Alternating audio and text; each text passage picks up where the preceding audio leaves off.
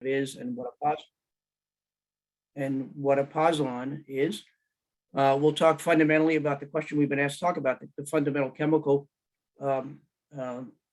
effort that happens within Pozellons, and thirdly, maybe a quick discussion about a topic that comes up when people talk about using glass and concrete, and that's alkali silica reaction. So with that, we'll get started. So just to get a very quick overview as to what positive and glass Pozellons are. Positive is a finely ground product that basically is used to create a stronger, longer lasting, low carbon concrete. And it's touching three industries. The glass recycling industry, which I think there's enough folks here that know enough about that. We won't get into that today. The cement and concrete sector and the Pozellon sector. Again, Pozellons by themselves are, it's an inert powder, basically. But when mixed with cement and water, a chemical reaction occurs and it creates, we'll talk about this in a second, but it in effect creates more of the cement, the paste, the bonding material that makes for stronger, more durable concrete.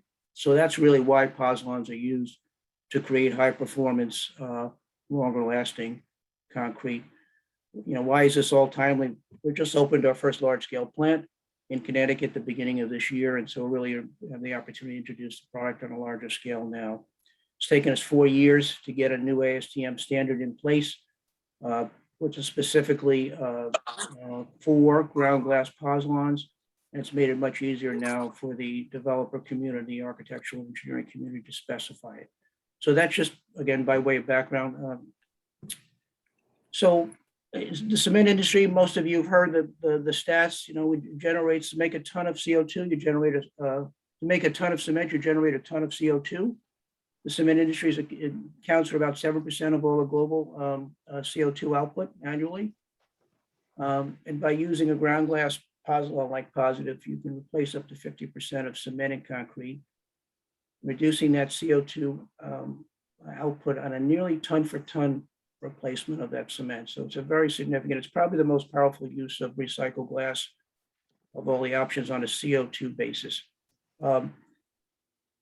So we talked a little bit about what a Pozellon, what it is, and it's been in use now for over 2,000 years. The Romans and the Greeks have perfected it. Back then, you see some of the structures still standing. So it's been around. Today, the most common has been fly ash of all the Pozellons coming out of our coal burning power plants. And again, I think most of you have seen what's happened there in terms of the shutdown and conversions, making fly ash now much less available, more costly, and less consistent in quality. And glass ground Pozellons like positive can fill that void. So what does it all mean for the big benefits when you put glass into concrete? Two big dual benefits, one environmental, one performance. The big one we touched on, the big dramatic footprint in the carbon footprint of concrete, reduction of that footprint. The process can take all glass. It's not color sensitive. When it gets ground to a fine powder, it becomes a very white powder. It could use ceramics and porcelains. Because it's not being melted, the temperature difference doesn't matter. So it can, and those materials are pozzolanic. So they add to the effort and to the process of making a stronger concrete. As a result, nothing needs to go to landfill by taking that glass in and processing it into a Pozellon. It does yield this whiter material. You can see in the photograph in the top right, that white cement sidewalk in the front is a New York City sidewalk. The New York City DOT did full 2 city blocks with positive to test it. You can see how white and bright it is relative to other products, which is a big help with the heat island effect in our urban areas. And the last big environmental story about all this is just a feedstock is sourced regionally. The finished product is manufactured and it's used regionally. On the performance side, by putting glass in the concrete, you accomplish a few things. You create a better performing and longer lasting concrete. You prevent the effervescence, that white powder you see sometimes bleeding out of concrete, from occurring, and you reduce the linear shrinkage, which is important in structural elements. You use less water because glass doesn't absorb water, which allows you to make a stronger concrete. The less water, the stronger the concrete generally. But its big selling point is glass better than any Pozellon helps resist the chloride penetration and moisture penetration, which translates into a longer life for concrete and a major savings in our infrastructure cost. That photo on the right just showed the failed concrete. Sorry, Marissa. So we can jump to the next slide. So this is the essence of the chemical reaction that occurs. When you mix water and cement, two things happen in creating this paste, if you will. You create calcium silicate hydroxide. Okay, that's the good stuff. That's the stuff that binds the coarse and fine aggregates that makes a strong concrete. But in that reaction, you also create calcium hydroxide. That's the bad stuff. It weakens the concrete. It causes porosity. Pozzolans are critical because they basically react with that calcium hydroxide by giving up a silica atom to create, in effect, more calcium silicate hydroxide, the good stuff. That's why they're so critical in making a stronger, more durable concrete. So that's really the chemical component of really the story right there, giving up that silica atom to create more of the good calcium silicate hydroxide. Next slide. You can skip that. That's a little bit more of more detail of the same. So silica gets a bad rap sometimes. It's there are two types, as many of you know on this call. There's crystalline silica and there's amorphous silica. The crystalline is a solid one, and it's the one that gets a bad rap for some health and safety issues. And it's not beneficial to the pozzolanic reaction. But the amorphous silica is. It's a looser bond. It's the type that's in glass, bottle glass. It gives up the atom more easily. And in doing so, it allows this pozzolanic reaction to happen. So again, as we talk about glass, I think it's important for all of us to keep referring to the fact that bottled glass at the end of the day is amorphous silica, not the crystalline silica. Okay, next. We could jump over that one too. I'm sorry, I think this is the longer version of the slides. So why is glass basically important? Why is it a good pozzolan? Well, again, as we talked about, the important component to give up is that silica atom. And you can see silicon dioxide makes up 74% of a typical piece of glass, bottle glass. That in conjunction with ferric oxide and aluminum oxide, those three components are the pozzolanic components in glass that make concrete better. As part of this ASTM standard, they had a minimum that you have to have 70% of those three components in your pozzolan for glass pozzolans. And we passed that by a good measure with those three elements combined. Next, please.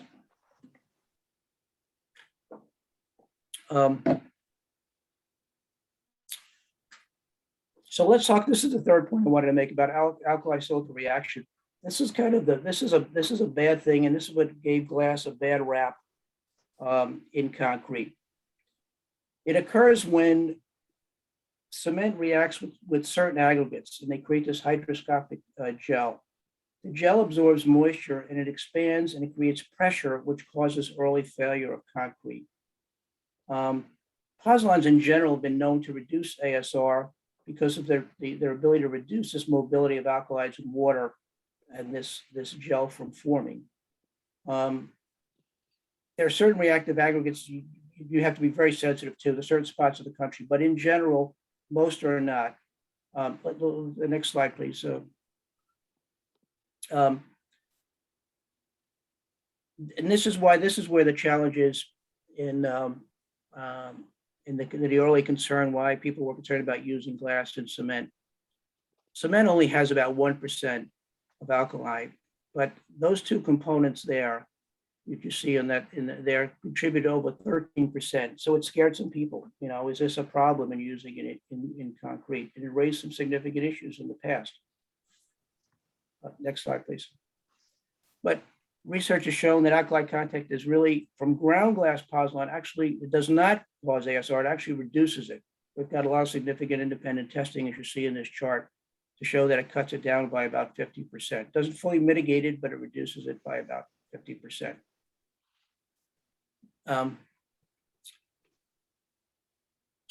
but this is the concern here, and the point I want to make to everyone. We're talking about glass and concrete. Glass aggregates are different than glass pozzolans in concrete. Glass aggregates are the things that you should not use in concrete. There's lots of places to use glass aggregate, but do not use them in concrete. They're large enough to cause this issue of alkali silica reaction, whereas pozzolans are not. So it's kind of an odd question. Why does soda lime glass, cause an ACR, and why does ground glass from the same glass not do it? And again, one is size. Once you mill it down to 300 microns or less, and we're significantly less than that with our product, there's not enough surface area for this ASR to form. We'll look at one last. And the last one is that basically because the particles are smaller, it minimizes the mobility of alkaline water to cause that ASR to happen. So I just try to pack probably a 30-minute summary into a 8-minute overview, and I hope that's helpful. If there's any questions at the end, happy to answer, but hopefully that gives you a good overview of why glass is good to use in concrete and what some of the past concerns had been and how to talk about them. Thank you. Hey, Pat, we got one question I think we got time for here. It comes from Scott Mao. And you just asked, has any work been done to estimate the potential market demand for Pozellon? Yes, I mean, I'll give you some very big numbers, so kind of the silly numbers, okay? The silly numbers are, in the US, we use about 100 million tons of cement a year. The Pozellon market today is about a somewhere 16, 17 million ton market. It has the potential to be more based on those replacements numbers I've shown you, but let's just say it's no more than 16 or 17 million dollars in the near term. We're only producing 12 million tons in total of glass in the whole country. So in theory, I mean, you could take all the glass in America and use it as a Pozellon and not replace the market that's out there now. So it's a significant market. We're turning to Queen Mary in terms of the knowledge, the attitude, the willingness to change in the market. The concrete industry is a very slow market to change, but it's adapting quickly. And the low carbon impact that this product has on concrete is having a big impact, along with the chloride resistance. Those are the two big selling points why glass is great to be using in concrete right now. All right, thanks very much, Pat. And maybe we'll have some time at the end here for a few more questions for Pat, if anybody has it. So this takes us on to Keith Singer, from Owens Corning. Keith, yep. Go ahead. I'm ready. So I'm actually going to skip the introduction, Rich. You were kind enough to do that for me. Just a quick background. I work for Owens Corning and the Granville and Science Technology for the Glass S&T team. Owens Corning at a glance, we're 19,000 employees located across 33 locations across the world. We've been on the Fortune 500 for the last 67 years consecutively and averaged $7 billion in revenue. We are composed of 3 different divisions: composites, roofing, and insulation. The composites business, which is probably best known for its glass reinforcement fibers for wind blades, as well as numerous applications. You can jump to the next slide here. As well as the roofing business, which is known for most popular for its shingles, as well as its backing. And then last but not least is the insulation business, which is the one I work in, which is probably most popular known for its pink glass wool insulation. And then within the insulation business, we also have 4 different divisions: glass fiber, XPS foam, mineral, and celluloglass. Today, I'm going to be mainly focused on the glass wool fiber. We have many different locations across the globe. I will be focusing on the green dots you see here in North America, which are mainly our US and Canada facilities. Along those lines, glass recycling is very important to Owens Corning. For 2020, our current recycled content we claim on our packaging is between 55 and 73%. This is due to the fact that most of the glass that's recycled has a very similar composition to what we make within our glass wool insulation products. You can see there, indexed on our right, is our glass recycling over time, if you will. In the 1980s, we started at very low volumes, and my predecessor, Scott Galangelo and Ernie Gruder, were able to grow it over time. And now in 2010 and 2020, we're using very high volumes. Glass recycling growth has been enabled by quality from our suppliers. We've worked with them over time to continue to increase that, and I'll get to why that's important here shortly.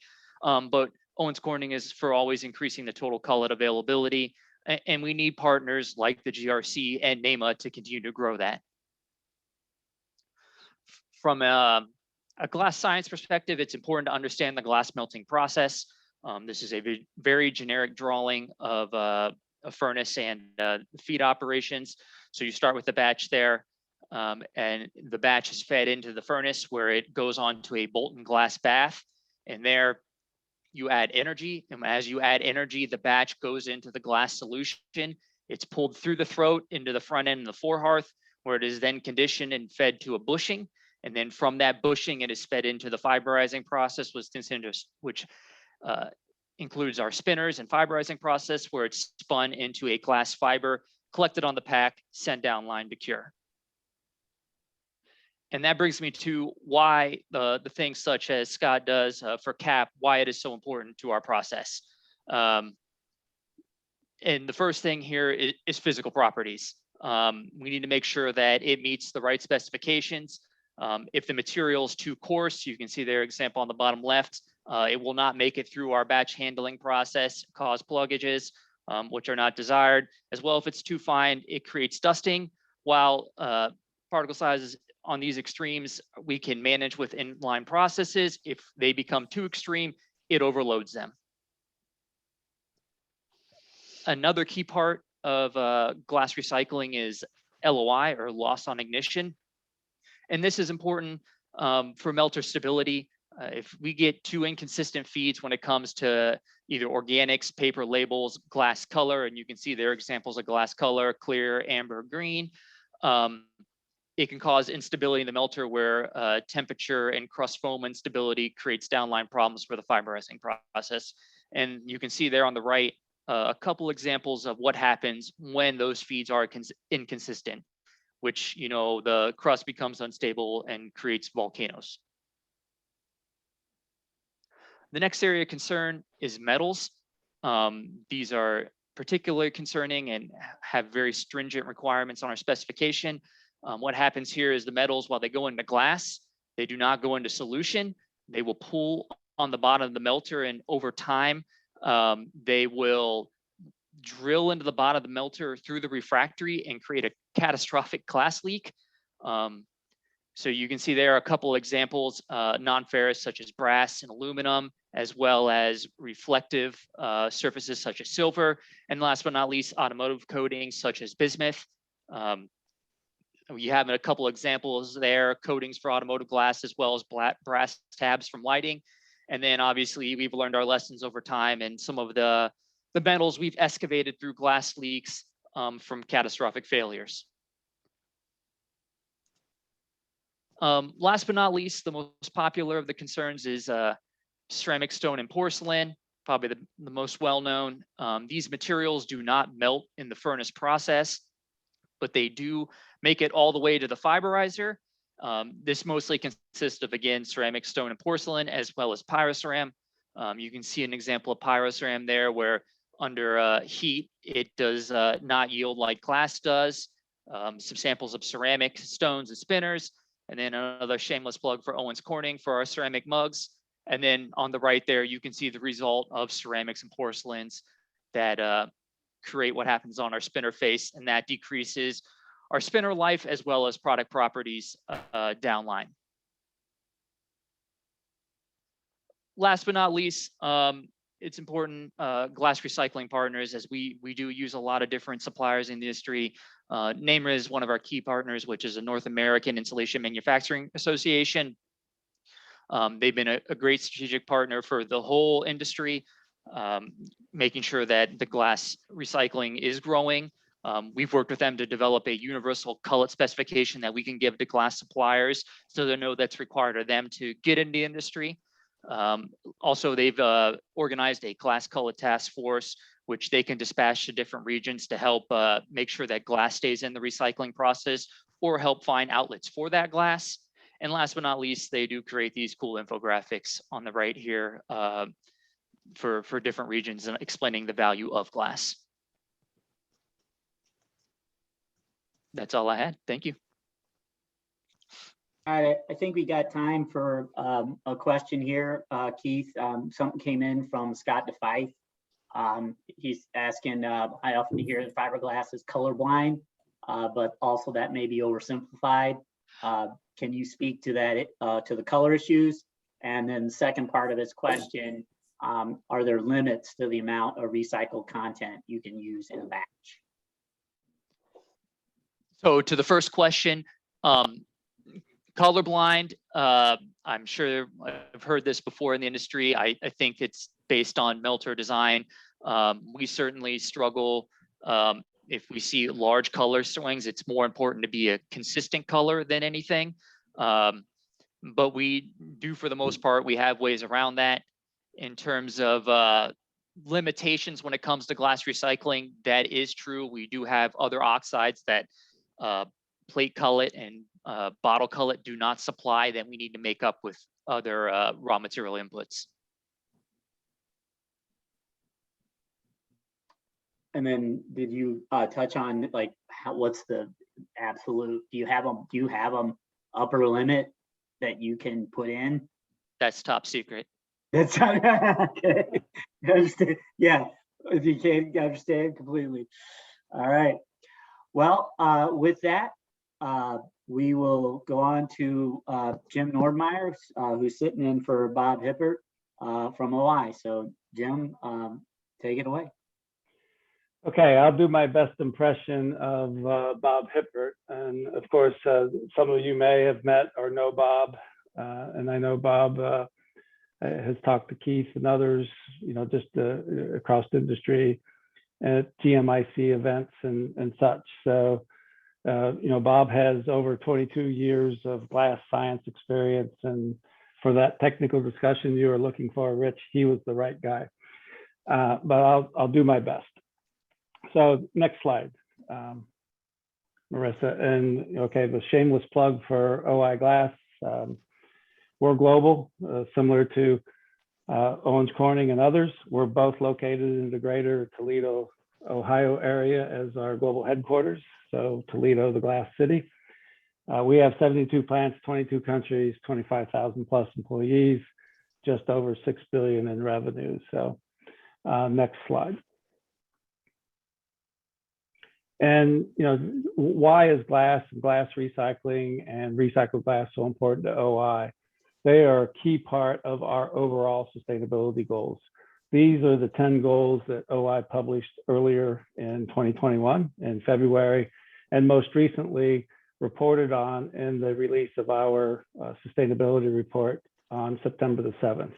For those who are interested in reading a sustainability report, or if you need something perhaps to fill in some free time that you have, it's a 218-page report that's available on o-i.com on our sustainability page.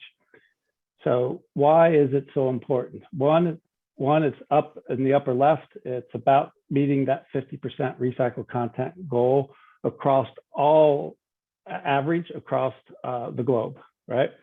And in some regions that we operate, we're already there. Other regions, we have work to do, North America being one of them. And why is recycled glass so important? It also contributes to our greenhouse gas reduction. The more sand, soda ash, and limestone that we can replace with recycled glass, we reduce our greenhouse gas emissions because, you know, the carbonates convert to oxides inside the furnace. And part of that reaction, and as they go from carbonates to oxide, you liberate CO2, a greenhouse gas. So by remelting recycled glass, you skip that step and you don't have that kind of loss on melting in the form of gas going up the stack. So these two kind of go hand in hand. It's a significant lever of us meeting our sustainability goals. We also believe that it contributes to our goal to be zero waste and some of our customers to be zero waste, as well as our social impact in the communities in which we operate in by being good partners in the circular economy, keeping glass in the circular loop. So next slide, please. So what does the glass container market want? We're not much different than you just heard from Keith, except we want ours color sorted. It can be post-consumer or customer colored. We want it sorted into a flint stream, an amber stream, and a green stream. Flint being clear, amber being brown, and green being various shades of green. There are many shades of green, and there are certain chemistries in the green, and of course the glass scientists will tell you which greens are kind of maybe more friendly to amber and which greens are better to be in green. So those discussions take place with our supply base around the type of colors that we need in our glass melting furnace. We're not small, less than 300 microns that Pat Grasso talked about for the Pozellon type materials would be way too fine for us. So we want it to be greater than 1/4 inch in size and less than 1.5 inches in size. So we like larger pieces of glass, and it also makes the sorting process much easier. Similar to Keith's presentation, no ceramics, no stones, no pottery, metals, glass ceramics, your Pyrex ovenware dishes, biomedical waste, excessive organics, non-container glass, and of course, moisture. Those are the things that we don't want. You know, ceramics, we'll have a slide on that. Metals cause premature furnace failures and glass leaks. So, you know, there's many things. What we want is glass. We want that consistent supply. We want that consistent blend of color if we're using a color blend, similar to what Keith spoke about. Of course, as in all, it needs to be competitive, and we need more supply. And in the United States, as Pat mentioned, 12 million tons of glass in the market at any given point in time in the US for a year. And we're currently maybe collecting and recycling 35% of that, maybe 40 in a good day. So there's a lot more opportunity. We need to focus on collection to increase the supply because the demand is there. And glass is not trash. You know, going back to Sean's comment, where some of our waste haulers have said there's no value, there's no markets. Well, that's not true. You're hearing about 3 markets today. Next slide, please. So what the impact the contaminants have on the production of new glass containers? And, you know, we say no ceramics, no stones, no porcelain, no metals. So aluminum capsules, we've all seen them. They're on spirits bottles, they're on wine bottles, there's aluminum caps. And if they make it through the process and they get into our glass melt, and if they don't sink to the bottom of the furnace, it actually contributes to making silicone sphere stones. And those stones can get embedded into a wall of glass that leads to breakage, particularly if it is in a carbonated product, or a carbonated product is packaged in that container and it's not detected in the inspection process. It leads to breakage. It could be breakage during filling, breakage on the store shelf, breakage during transport, and that's not desirable by any filler. If I look at some of the other products that we see in glass containers, you know, the plastic capsules or the plastic inserts in the larger spirits bottles, the corks in wine bottles.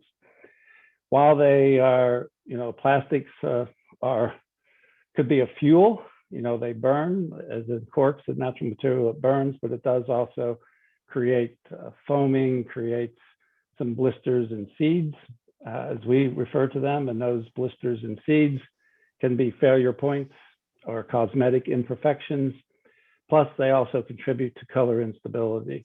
If you're trying to control color and you got too much carbon and that is impacting your color, you know, you have to correct for it. You have to keep adjusting, and And when you're dealing with a molten pool, a swimming pool size worth of molten glass, having color and stability is undesirable, and you have difficulty meeting the end specification for the container. And then in ceramics and pottery, they don't melt. If they're really, really small, they can probably be tolerated, but most of those are large because we want everything greater than 1/4 inch. They cause, you know, stones and blisters and seeds. So imperfections in the wall of the bottle, and those lead to breakage, either breakage during filling, transport, or breakage on the shelf, or even during use.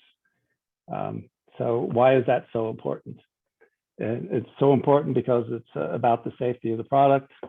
And with that, Rich, I think I'm going to leave you a lot of time for questions from the group. Yeah. Does anybody have any questions for Jim here, you know, right at the end of his presentation? I do have a technical question real quick that I can think of, but I'll open it to the floor first. All right. Oh, hey, Jim, in that near this that last slide, I think there was it mentioned aluminum contamination producing silicone spheres. That is it.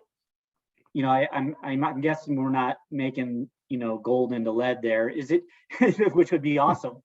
But is it the presence of the aluminum? It creates like nucleation sites or something for the silicone spheres to form? Is it like a physical phenomena, or? Okay, so Rich, you see where I'm going, like, right? Aluminum to silicon, yeah. Yeah, your question exceeds my technical capability in that area. Okay. And I would maybe perhaps if Keith, Hi, this is Phil Tucker. Let me jump in there. Yeah, okay, Phil, so go ahead. The aluminum reduces silica to silicon, reduces silicon dioxide, silica, in the glass to silicon metal. That's what creates the BB. The silicon BB is a very high stress stone in the sidewall. It causes cracks because the thermal expansion is much higher than the glass. Okay. So you actually get a alumina or aluminum oxide stone plus a silicon or silicon metals BB in the glass when you have a chunk of aluminum or a bit of aluminum in the glass. Very strong reducing agent. It reduces the silica to a metal, and it gets oxidized to a ceramic stone, basically. Okay, that makes sense. All right, thanks, Phil. Yes, thank you. That was very good. Does anybody on the floor have any questions for any of the panelists or them as a group? I'll just kind of pause here a minute. I mean, I can start off. You know, to get things, we're doing pretty good on time. We do have some time for questions. Well, you know, I'll start it off. Individually. Then, you know, Sean, at the beginning of your presentation, there was a point that just, you know, was amazing to me. 300,000 tons of glass ends up in Pennsylvania landfills per year. Is there a you know, smoking gun there that you know, that's why that's so much? Is it access? Is it because it's acceptable daily cover, or is it a combination of things, or, you know, what's your sense of that? Because that's a lot of material. Yeah, one of your answers there is predominantly, you know, a lot of the larger MRFs use that as, you know, daily cover. In Pennsylvania, you have Republic Services and King of Prussia, who makes 3-4 loads a day of a 3-mix glass. They got allowed to use it as daily cover, so there's no incentive for them to recycle. Among many others that have been approved by the DEP, so in Pennsylvania. So until there would be some sort of legislation or rule in order to stop this, there's no incentive for some of these companies to recycle the glass. It's easier just to throw it away in the landfill. All right, thanks for that. Mhm. Then let's see here. Let's see if I see if there's anything coming in that we can ask about. Don't think we can get into pricing on positive concrete, but Pat, if you I should have answered that question, I guess. if you want to try and yeah, no, I think the broad answer is yeah, yes, no, we are working to keep it comparable to a normal yard of concrete to basically provide a better product for the same value. All right. Does anyone have any other questions? Because I can move on to one for a technical one for you, Pat. I actually, first of all, I just have to say, when you presented, Pat, that's the first I've heard about the just how big that potential is for Pozellon. And I had to swallow really hard because if that's true, I'm sure Keith, probably all of us were like, no, no, that's not good. But hey, it's great. It's recycled glass, and we appreciate it. Right. My technical, I do have a question about that, but my technical question is, you made a comment about efflorescence, and Diageo, we store a lot of spirits being matured all over the world as a matter of fact, they say there's more barrels of whiskey maturing in Kentucky than there are people, and I'm pretty sure that's probably true. But we build warehouses and we deal with efflorescence all the time. I've worked on that topic. Is there a mechanism understood of how Pozellons, reduce or eliminate efflorescence, which for everybody on, Pat touched on it. Efflorescence is when concrete gets this like white residue on the surface, and it can be problematic depending on what you're doing with your concrete. Do you know, is that mechanism understood about how the Pozellon? It is, and then I'll claim Jim's response to that being above my pay grade a little bit. I'm mostly a finance guy, but we do have some technical people who can answer that better than I can. But yes, because of the chemical reaction, it does help suppress that. And there's a ton of independent studies. CCNY has done a lot of work and others in terms of some of these issues. But just to go back to one point that I know you were giving me a little grief about. I'll give you grief. Grabbing all the glass, and we're a long way from that. But my argument to the group is, we're probably the best story for the glass packaging community to tell in terms of the best home to reduce the carbon footprint. It's better for Jim to be making virgin glass and giving it to me to put it in concrete, because I think combined we'll tell a better story for the glass industry. So I actually think it's synergistic, and in the markets we're working in, all kidding aside, I think it's really to be synergistic where there's been a challenge to find a home for glass. So, and the good news is we can work in those markets because we can recover it locally, manufacture locally, and use it locally. So the story's worked well in some of the places where I think we've had challenges elsewhere to feed the glass to the other homes that we have. So when I'm out there, I'm selling glass recycling for everyone, and that we all should be recycling. But I think the story is probably good for all of us to understand, because it shouldn't really be seen as a threat. It really should be as a complement and a part of the bigger story for glass to make it a better overall packaging story and less going to landfill. So I mean that genuinely, and I hope that story gets understood and told as we all go out there together. And that was the point I wanted to make. While I'm concerned with other markets taking the end volume, there is still 60% that goes to landfill. So there's still plenty out there to go around. It's getting that out and getting it to us. Right. Hey, Pat, this is Michael Timpain. My question was we heard about the incoming specs from bottles and fiberglass and on color sensitivity and fines and things like that.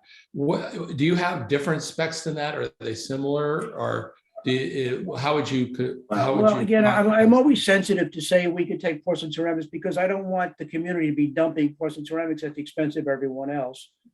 But yes, the fact that there's no melting of our product, basically all we're doing is cleaning to a very, very high standard and milling to a very tight standard of finished product. And the fact, not only are we not melting, but those ceramics and porcelains are pozzolanic in their own right, they're added into the equation for us. So we can take them without any concern. And the second thing, we're not, I think, Mom, it's part of your question, we're not color sensitive because when you grind a glass to a very fine powder, and some of you have probably seen, it gets whiter and whiter. So, and you've seen in that photograph what that product looks like and what the sidewalk looked like. So we don't have to, we could create an even higher, brighter product by just using color, but the product is already so white that I'm not sure if it's worth the extra effort. So I'm not sure, Michael, that answers your question in terms of specs, but at the end of the day, we're taking some pretty rough Murph glass. We're cleaning it to a very high standard. We have to get there. The ASTM standard requires an LOI of basically 0.5 or less.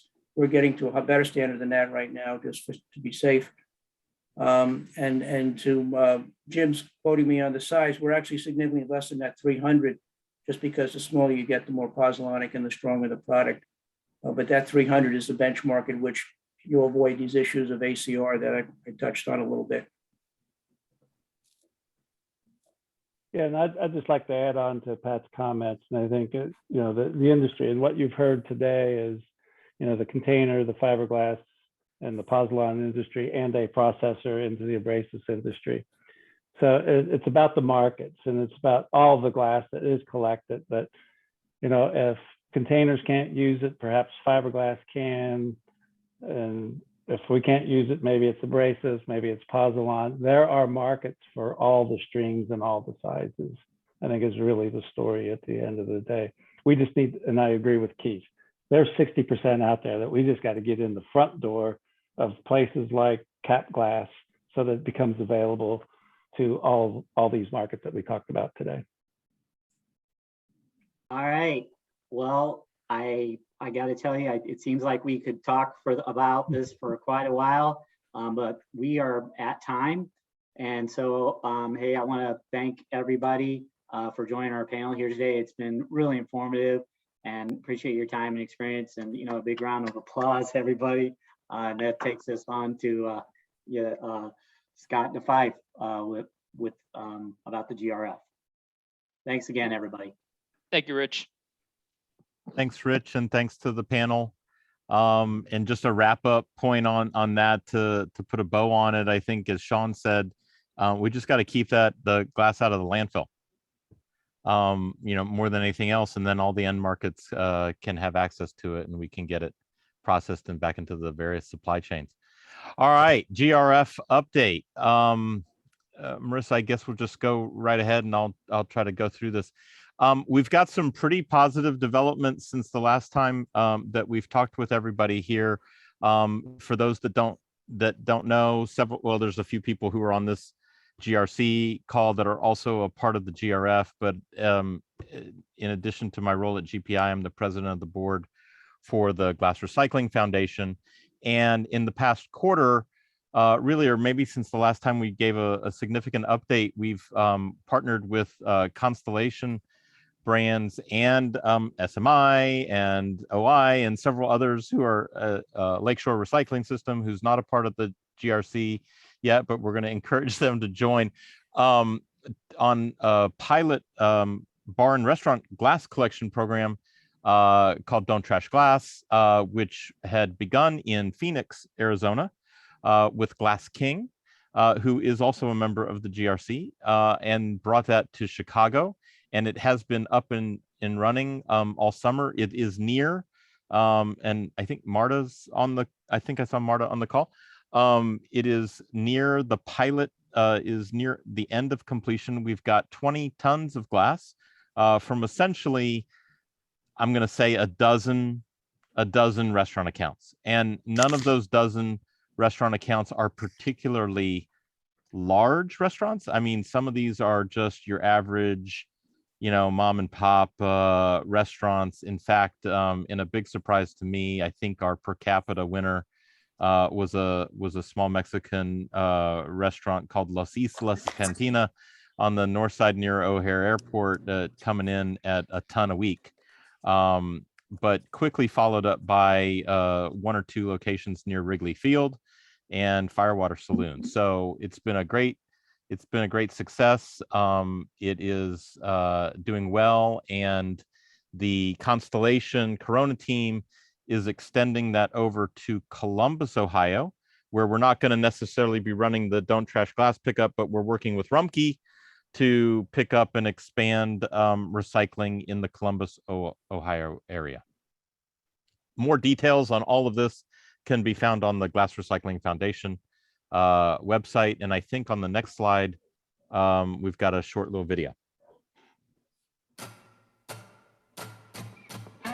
The Don't Trash Glass program is opening up opportunities for bars and restaurants to make a difference locally. Give glass bottles and jars a new life by separating them from the trash and save money on disposal. Participating Don't Trash Glass bars and restaurants receive indoor and outdoor containers to separate glass from trash. Working together with Glass King and GPI to collect and recover glass containers for recycling. Glass containers are then sorted and cleaned to become new glass containers in as little as 30 days. Every ton of glass your bar or restaurant recycles through the Don't Trash Glass program benefits the Glass Recycling Foundation. Do your part as a Don't Trash Glass partner to benefit your bar or restaurant and help close the glass recycling loop. Learn more at glassrecyclingfoundation.org.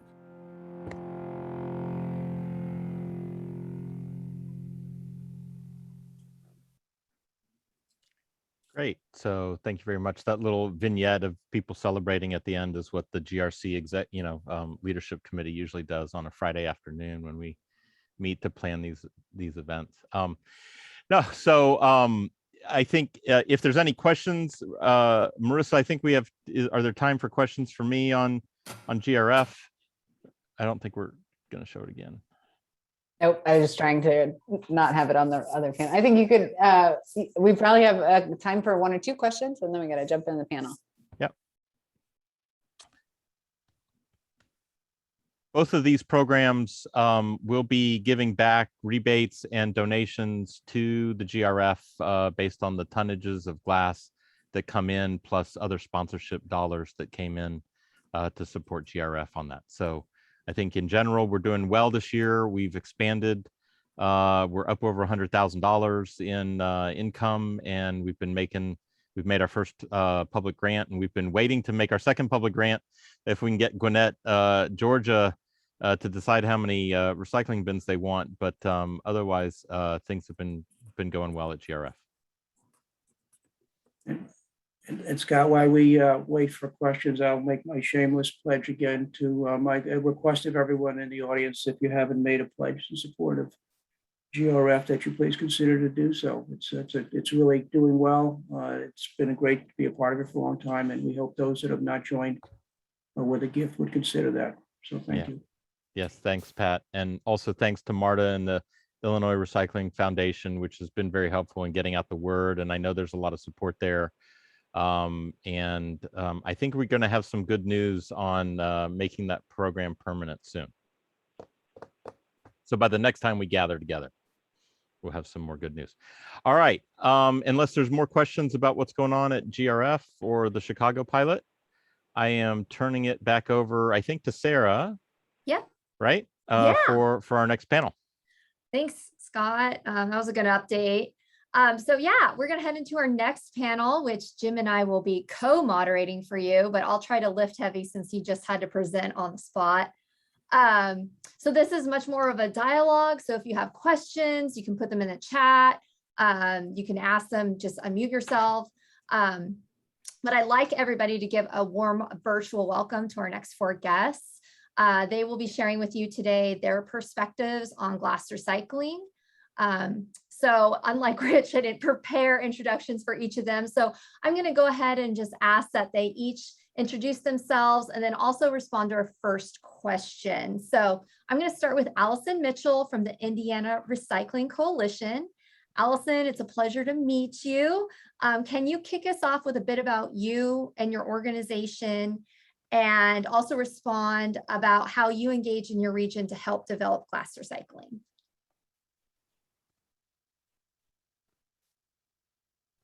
Oh, I think you're on mute.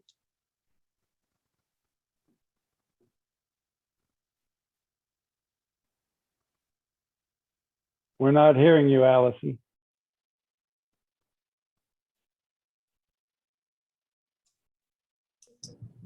That better? Can you hear me? That much better. Thank you. Sorry, I had issues with my video too, so I'm not surprised. So I'll start over. My name is Allison Mitchell. I'm from the Indiana Recycling Coalition. I've been in this role for about 3.5 years. And my organization is the only statewide nonprofit organization focused on recycling and the circular economy in the state of Indiana. We have about 250 members, and we represent all facets of recycling, not just what's in your recycling bin. And we also are working very hard to expand beyond recycling to embrace the full scope and breadth of the circular economy. You'll see more on that very soon because we're going to rebrand and rename the organization on November 15th, which happens to be America Recycles Day. So that'll be an easy date for you to remember. But we are leaning a bit more into advocacy. So this kind of gets into that question, how we engage with our stakeholders. We've hit a point in the state of Indiana where we know that in order to improve recycling, we've got to advance policy to get us there. So we're working much more closely with our stakeholders to engage with legislators directly. And we're looking forward to potentially advancing some legislation in the 2022 session with our partners. So that glass should be a beneficiary of. So we're very excited about where we're headed. Wonderful. Thank you, Allison, for sharing. It's all really great information.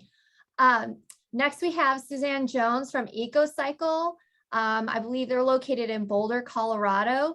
Susan, thank you for joining us today. So if you could please introduce yourself and also share how you interact within your region to help develop glass recycling.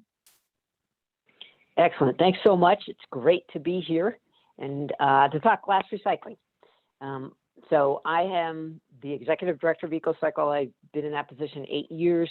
My background is in environmental policy. I'm also a past elected official. I was recently the mayor of Boulder for the last 4 years, and before that on city council. So I have a bunch of perspectives I bring to this. EcoCycle is one of the largest and oldest nonprofit recyclers in the country. And we were founded back in 1976. And our mission is to innovate, implement and advocate for zero waste solutions at multiple scales to foster equity, sustainability, and a climate resilient future. So that's kind of our approach, and we do it by engaging with all sectors of the community and kind of all aspects of zero waste. So we are the contracted operator for the Boulder County Recycling Center, which is a single stream center here in our region. We founded with the city of Boulder, the Center for Hard to Recycle Materials. So we deal with all sorts of items that don't go in the bin, including like plate glass, for example. We teach in all the public schools and 2 school districts. We work with communities across the Front Range, but also in the entire state of Colorado, helping them progress up the zero waste ladder. And we advocate for policy change unabashedly at the state legislature. Oh, and we also have a fleet of collection trucks. So we're kind of trying to both demonstrate what's possible and then advocate for it. And so we have been doing glass recycling as an operator of a MRF for years and years. I guess we're going to talk more about the state of glass recycling in our state. Next question. Okay, I'll hold off on that. So that's how we engage. Oh. We both do it and we advocate for it. Wonderful. Thank you, Suzanne. Thank you for sharing all of that. Our third panelist with us here today is Dan Wesson from the Washington State Department of Ecology. Welcome, Dan. And as I asked Allison and Suzanne, can you also share a bit about yourself and what your role is in helping to develop glass recycling in your region? Sure. Thanks, Sarah. My name is Dan Weston. I'm the statewide recycling coordinator with Ecology. I've been here for almost 10 years. And I saw Phil's comment in the chat. I live in Lacey. I go to that same dump with some of my recyclables. And I don't know if you can see her, but they built a landfill, or the closed landfill. They built a dog park. So that's my work from home buddy. And we often go to the closed landfill and to the made a nice park above it. So the Department of Ecology is we're a state agency. I think the others on here are nonprofits, but so our main focus is, as a regulatory agency. But what I do and what some of my colleagues do as relates to recycling and glass recycling are look at things from like a statewide perspective that our local governments don't really have the capacity to do. Like most states, solid waste and recycling is managed at a local level in Washington. So some of the examples of what we do is I manage what's called our Recycle Right campaign, which is a statewide outreach and education campaign. We run ads across the state with recommendations for best recycling practices. And we also provide outreach materials to our local governments and offer guidance to them on deciding which materials they should collect in their programs. I also work on legislation. As a government agency, we have probably a little less freedom compared to maybe like Suzanne in aggressively pursuing legislation, but we do provide a lot of technical assistance and input as we are often the ones who have to implement the legislation. So just as an example, this last session, we did have a bill introduced that would have implemented a statewide EPR program it would have included glass in it. That bill ultimately was amended and narrowed to just focus on plastic packaging, which has been our state's main focus since China Sword, basically. But we fully expect another EPR bill will come up probably next session. So we're prepared for that to discuss that more. And then related to legislation, 2 years ago, the legislature passed a bill that created what's called the Recycling Development Center, which is an ecology-led initiative that's working on improving recycling markets in Washington.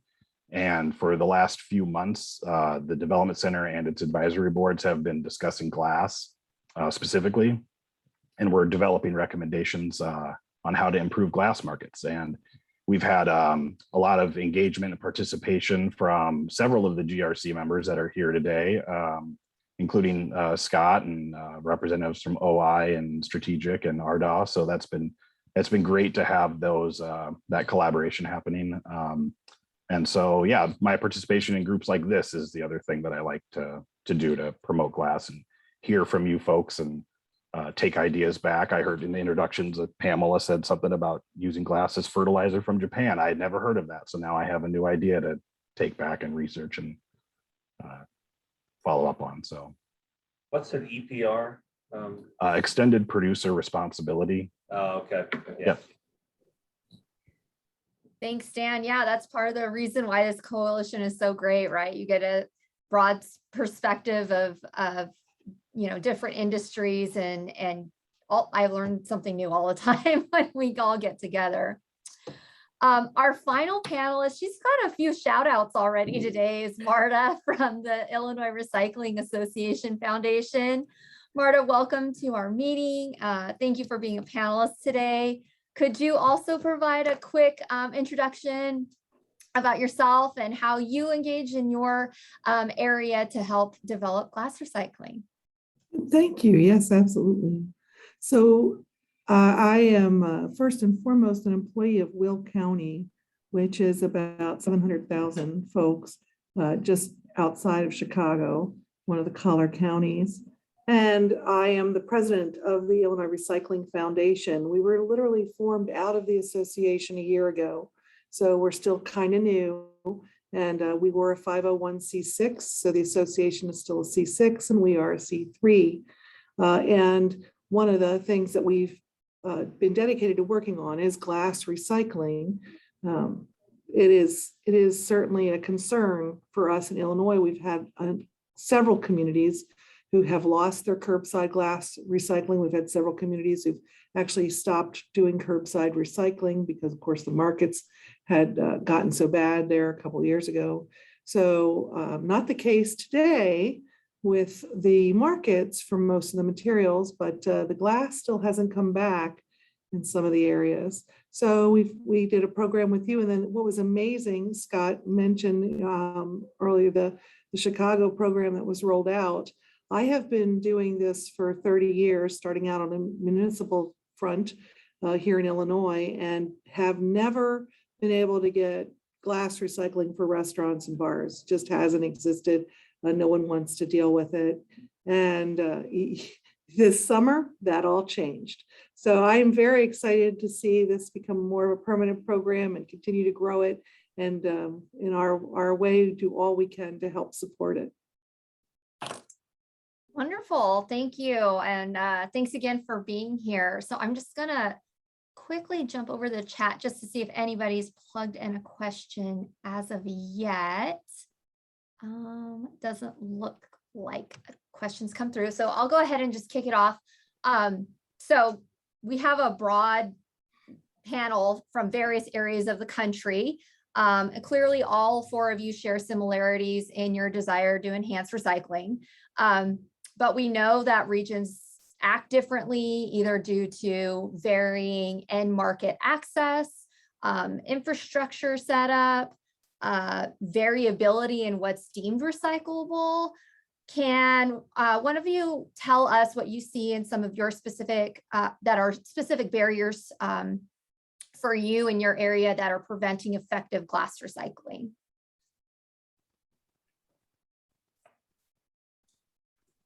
Sure, I'll jump in. The status of glass recycling in Colorado is kind of interesting. It is both a bright spot and also an area where we can make huge leaps of progress and need to. At a local level, where EcoCycle is operated in Boulder County, we've been very successful in getting curbside collections established in municipalities throughout Boulder County. We have a pretty high diversion rate in most of those cities, including glass. And we, as operator of the Boulder County Recycling Center, we have had long relationships with the Rocky Mountain Bottling Company. And we also have OI in our neighborhood. So we have two very strong markets here. And luckily, we are able to recycle a lot of glass. But at the state level, we have huge headwinds and we've had trouble scaling up. And there's several reasons for that. One of them is we have some of the lowest landfill rates in the country. We average around $22 a ton. We also, in general, we're on an island in the middle of the country without access to markets, and glass is the shining exception to that. And I'll come back to that in a second. But the other thing is that recycling isn't required, and where it's not required, we get a lot less participation. So we have an open market system where residents can subscribe if they want to get pay extra for recycling, but it's not required in most cities. So here on the Front Range, which is the greater Denver metropolitan area, but from Colorado Springs up to Fort Collins, we have 85% of the population and 85% of the waste. But only, I was going to say, 6 of the 10 largest cities don't have curbside collections that are required. So people simply don't have convenient access that is as convenient as trash. So that's one of the huge obstacles and something that we're working really hard to overcome. I'll just note that we are very lucky to have a Momentum Recycling come to Colorado. EcoCycle was very excited to help them relocate here. And so since they have come to Colorado, we've gone from about 6% recycling to 23% recycling of glass. And they have come in and provided an outlet for all the MRF glass. Before then, a lot of the big cities were sending that to the landfills as alternative daily cover. So Momentum Glass has been able to capture that part of the market, but now our challenge is how do we scale that up to capture glass that hasn't been recycled? And a lot of that, I guess we're going to talk a little bit about solutions in a minute, but a big part of that is, I think, requiring cities to adopt curbside. And we mean universal, bundled, pay-as-you-throw curbside collections, and then also requiring commercial recycling. And right now we only have 3 cities in our state that require commercial recycling. And so that's the other big push that I think we need to make here. Right. Oh, I should also mention, like a lot of folks on the other panel mentioned, transportation is a big barrier here.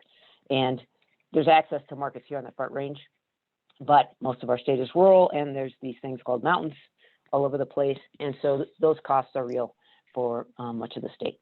Absolutely. Allison, I see your head nodding a lot. Yeah, we have similar issues in some ways and in others not, because Indiana is very flat. So we have no mountains, and Marta's nodding because she's also very flat in Illinois.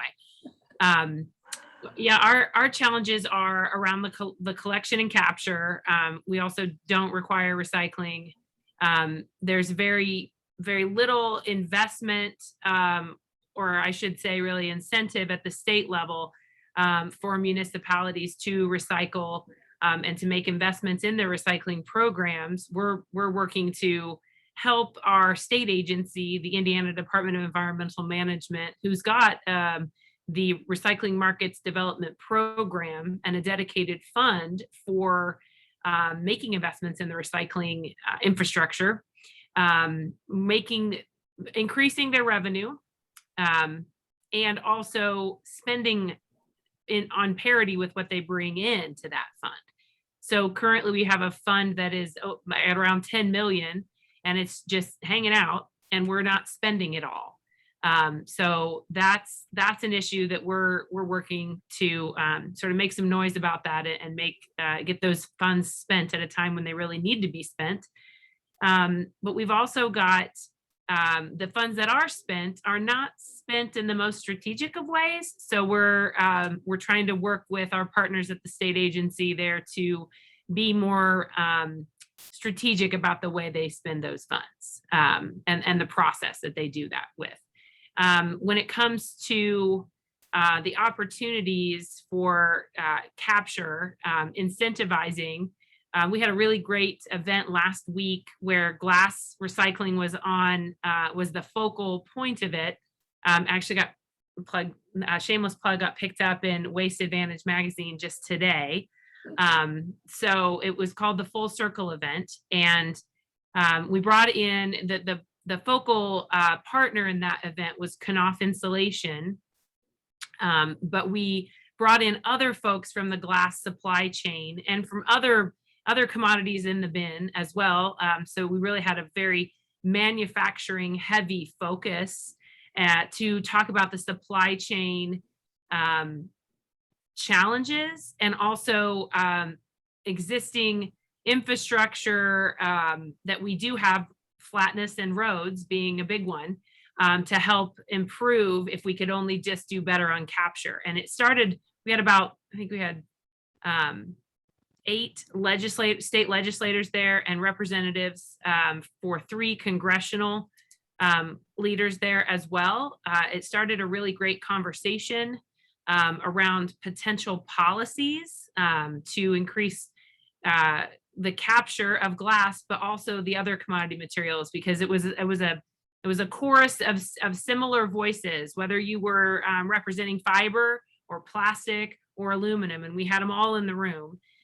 Everyone said basically the same thing. We got to capture it before we can do anything else with it. So Indiana is challenged on the capture side. So it's a really exciting time right now because we've gotten, in just a week since we've had that event, we've had some additional conversations, and we're really looking forward to the 2022 session. That's Fantastic. excellent. Go ahead, Marta. Sorry. Oh, I was saying that's excellent. Yeah, we haven't had any legislative outreach for glass. We did some legislative outreach for construction and demolition materials earlier this year. Whenever you can educate the legislators on either state or federal level, it's amazing what they don't know. So it's great to have those conversations. We have the similar issues that you were describing, Allison. We do have money in our state that doesn't get allocated. A lot of times in Illinois, it gets swept and used for pensions for the state employees, which if you're not familiar with Illinois, that's an easy one to Google. In any event, but when we had our program with the Glass Recycling Foundation, we learned that a lot of the glass that's actually getting turned into bottles in Illinois, where we have manufacturers making bottles, is actually coming to us from Michigan, which is a bottle bill state. There is a push for that type of legislation in Illinois, and I would be remiss if I didn't say that our MRFs are very concerned with how that's going to work for them, because it wouldn't be limited to just glass. I've had a couple people say, well, we'll do bottle bills just for glass. And we're like, well, plastics is a huge issue. I think we're not going to get the environmental community to stop with glass. So we are interested in, the ideas that you've proposed today, that Pat talking about the materials that are coming out of the MRFs possibly being a little bit less stringent, being able to be taken. It's very exciting because a lot of our MRFs haven't made the investment to really market their glass well and to turn it into bottle glass. And that's a really difficult one for us to handle.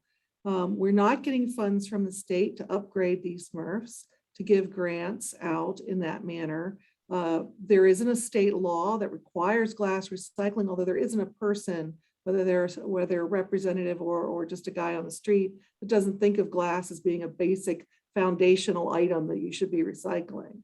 So really, it's how do we help these material recovery facilities invest in something that helps them get their glass marketable, and how do we continue to help the ones that have already made that investment. That's kind of the point we're really pushing.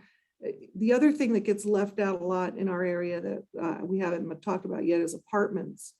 So they're considered commercial, just like the businesses are considered commercial because they get hauled by dumpsters. And we have seen a lot of pushback on having glass included in any commercial recycling. Years ago, I would say that was not as bad as it is now, but just even small apartment buildings that have a dumpster will be told they can't put their glass in it. So it's a concern for us. We think we should be capturing more glass, not less. Interesting. Yeah. Dan, did you have anything to add before I pause for questions? Yeah, I'll just a quick overview of Washington. I mean, I think we're probably more like Suzanne in that sense. We're more limited by geography and the economics of that than we are by some of the other financial things.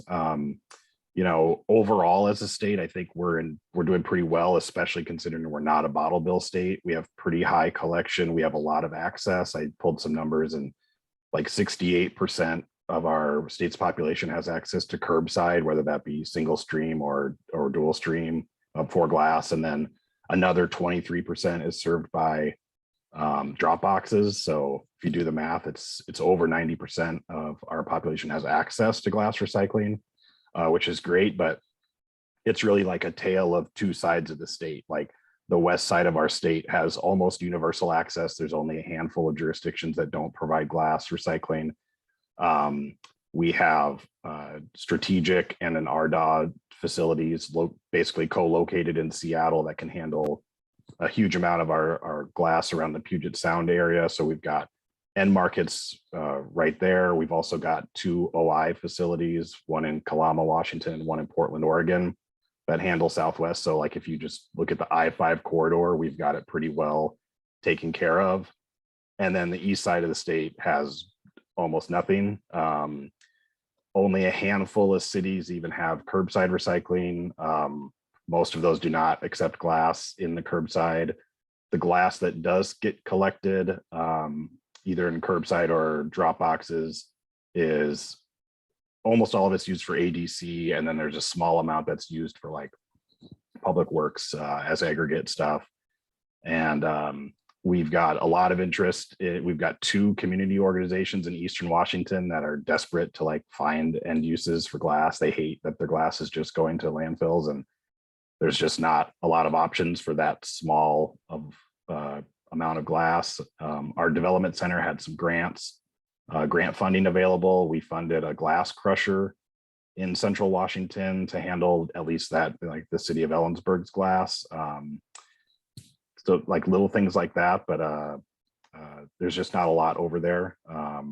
And I did some, we just had a waste characterization published like a month ago. That was done 2020-21. I think the only pandemic era waste characterization study that was done, and found that 1.6% of our waste stream is glass bottles, which doesn't sound like a huge percent, but that's over 100,000 tons, which is it's more than we probably recycle right now. So there's just a lot of opportunity out there, mostly in the eastern part of our state, but just it's rural.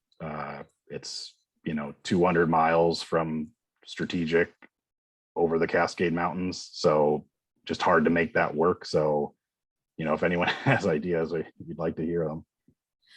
Yeah, it definitely sounds like there are some geographical challenges for some of you. Probably all of us are experiencing it's just a capture issue, and then there's policy that plays into it. So I'm going to go ahead and just peek into the chat. We had a couple questions.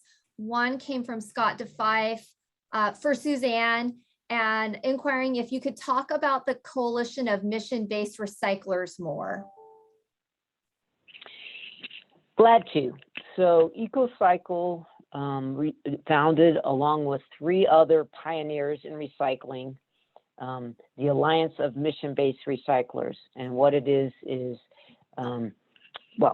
EcoCycle. Here it's Recycle Ann Arbor. It is Eureka in the Twin Cities, and it's the Ecology Center in Berkeley. And we are all nonprofits, and we are all implementing recycling. And so we have a front row seat on what's working, what's not, and what's authentic. And our mission is to influence the national dialogue around transparent, authentic recycling of materials that should be recycled, and really pushing, I guess, the forefront of getting rid of the materials that are toxic, single-use, unnecessary, and aren't recyclable, and really pushing towards circularity for those materials that are. And so a lot of our work is focused on plastics, as folks notice. That is, I think, what's galvanizing public opinion right now. And so, we're participants in the U.S. Plastics Pact. We're also focused a lot on extended producer responsibility, which is something that Dan mentioned. And I would note here in Colorado that we've been working on several legislative solutions to address recycling writ large. And one of them that is going to be, knock on wood, introduced this session coming up in January is extended producer responsibility for Colorado. And we would be one of the first non-bottle bill states to tailor one for ourselves. And we're going through all these stakeholder processes. And some of you are participating in those, which is great. I don't know if we're going to get to the part where we ask how GRC could help us, but that's one of the biggest ways that GRC and members of GRC could be helpful, is to advocate and help push for EPR here in Colorado. Obviously, I think it differs what it looks like for each state, but those solutions, I think, are really important it would be a real game changer to shift the costs and the responsibilities onto the producers rather than having municipalities try to figure it out and pay for it, which frankly, we're not. Some cities are doing well, but the vast majority of cities are not here in Colorado. So we're trying to figure that out. And we'd love to have all the breweries, the Glass Packaging Institute, who's participating in the stakeholder meetings now, all be enthusiastically pushing for a strong EPR. We'd like to mix it with minimum recycled content standards as well. So to really drive the markets and set up the framework for success. So that's a very long-winded answer to lots of things. But would hope to partner with many of you on that endeavor. I think a lot of us would want to partner on and what we can do to help. We have another question. This is for Allison. Is the opportunity for capture from residential curbside or for out of commercial facilities? All of the above. So we have opportunity for capture in the rural parts of the state and aggregating that into, strategically placed mini MRFs or collection facilities, transfer facilities. We have opportunity to capture it from the largest city in this state, which doesn't currently do a great job of recycling at all or recycling glass. We could use some investment in the MRFs to do better in glass collection here when we do ramp up into comprehensive curbside recycling for all Indianapolis residents starting in 2025. But then we also have a massive opportunity to, and we piloted a project to do this and tried to expand it, to do bar and restaurant district and especially there, we're building all these mixed use. It's like bars and restaurants on the first floor and multifamily housing above. Those are, and somebody else put in the comments that's a great opportunity for glass recycling, source separated, and I wholeheartedly agree. So that was one of the conversations that got raised during last week's event was like, what if in order to get your alcohol permit, bars and restaurants, you had to have recycling at your location. So that type of piece of legislation would breathe new life into that.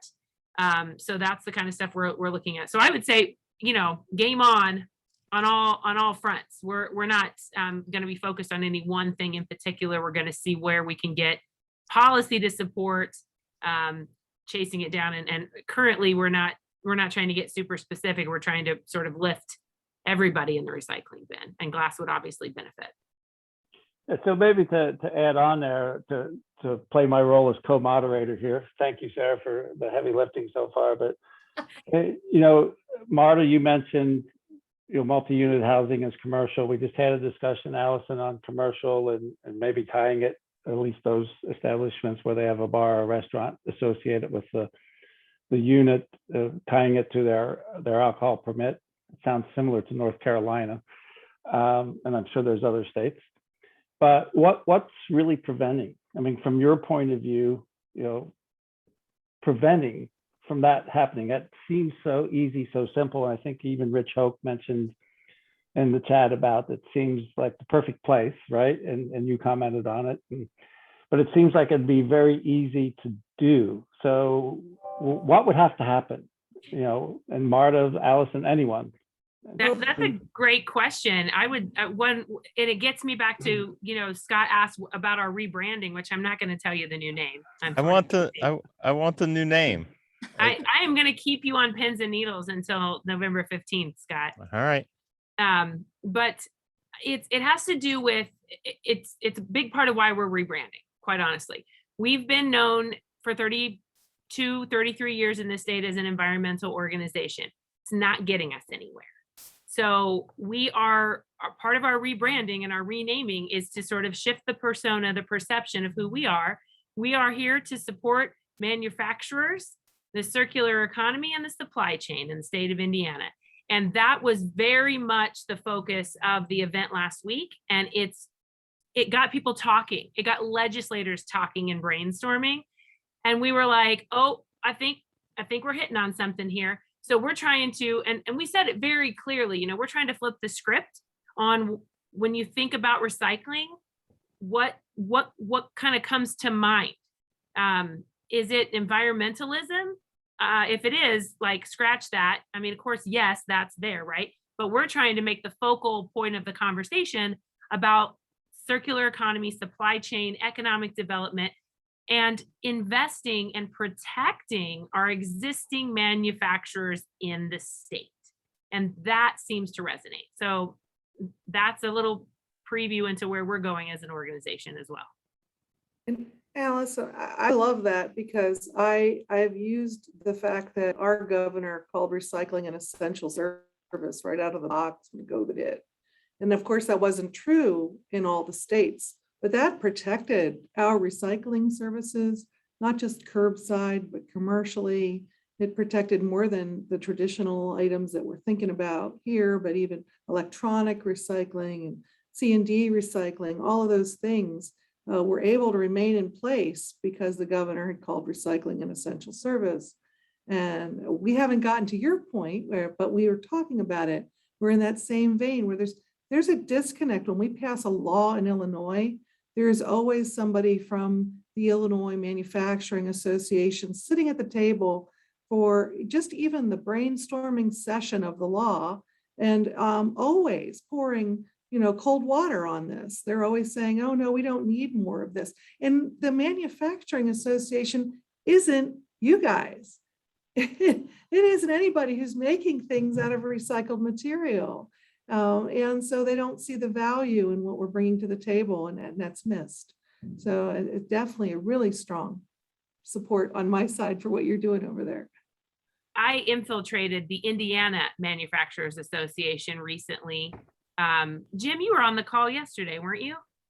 Don't think so.